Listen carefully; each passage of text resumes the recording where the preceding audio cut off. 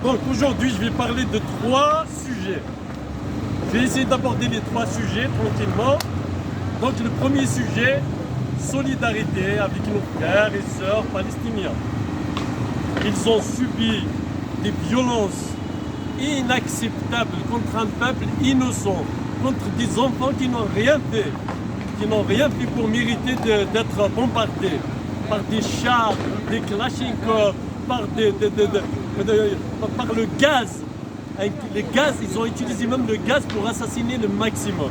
Donc ça, c'est une injustice et on ne peut pas rester en fait bras croisés et on va se taire. Parce que ici, on est là. Ils font tout pour nous empêcher de parler et d'organiser des rassemblements de soutien au peuple palestinien. Mais on va le faire. Parce que c'est pas une question en fait d'avoir peur ou pas, c'est une question de conviction. Nous avons des convictions, nous ne pouvons pas fermer la gueule parce qu'on nous a demandé de le faire. Donc aujourd'hui, nous allons parler d'une question parce qu'il y a des injustices. Nous sommes des militants de gauche. J'ai envie de passer un message à toutes les gauches du monde.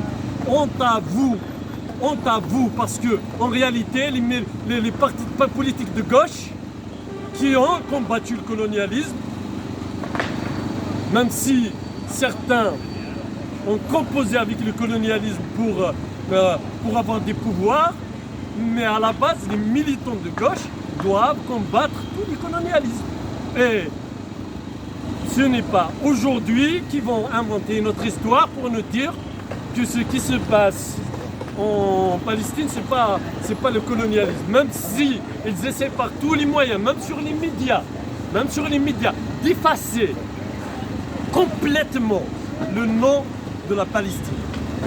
Vous savez, sur les médias, ces derniers jours, ils montrent en fait une carte, Gaza, la Cisjordanie, pour effacer justement, l'objectif c'est d'effacer le nom de la Palestine. Et une deuxième chose, c'est que ces gens-là, ils essaient par tous les moyens de nous dire, en fait, de rentrer les gens dans la confusion avec une propagande insupportable.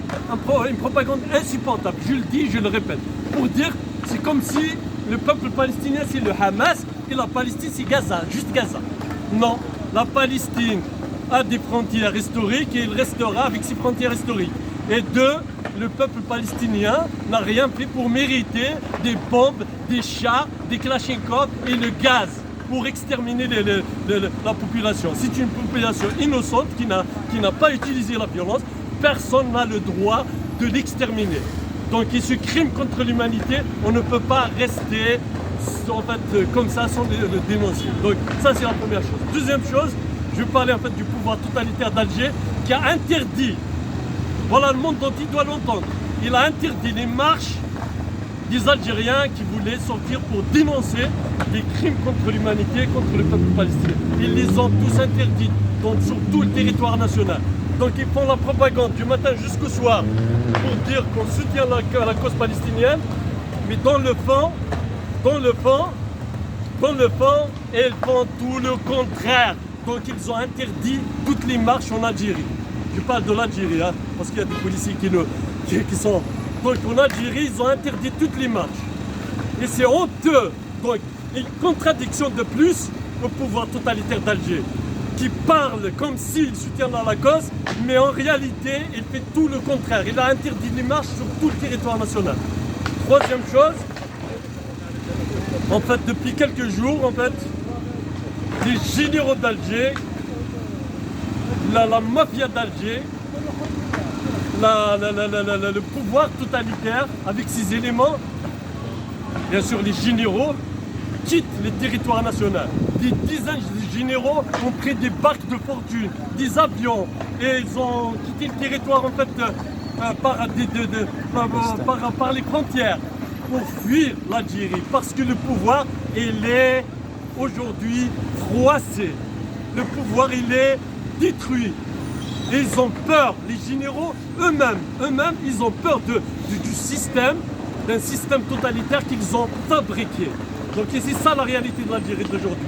Donc le pouvoir il est mort, le système il est complètement détruit. Donc les généraux ils essaient de se sauver parce qu'ils savent s'il y aura demain une transition démocratique, il y aura une justice transitionnelle qui va les juger. Donc ils sont en train de fuir l'Algérie, de se sauver avec leurs enfants et leurs familles. Donc les Algériens doivent le savoir. Donc aujourd'hui, une action forte des Algériens va balayer une fois pour toutes ce pouvoir totalitaire. Donc va balayer une fois pour toutes ces voleurs et ces prédateurs. Donc vive la révolution, vive la lutte, continuez la lutte et le pouvoir il est au bord de la fin. Donc il faut juste faire le dernier pas pour se débarrasser en fait, de ce pouvoir totalitaire. Merci, vive la révolution, vive l'Algérie.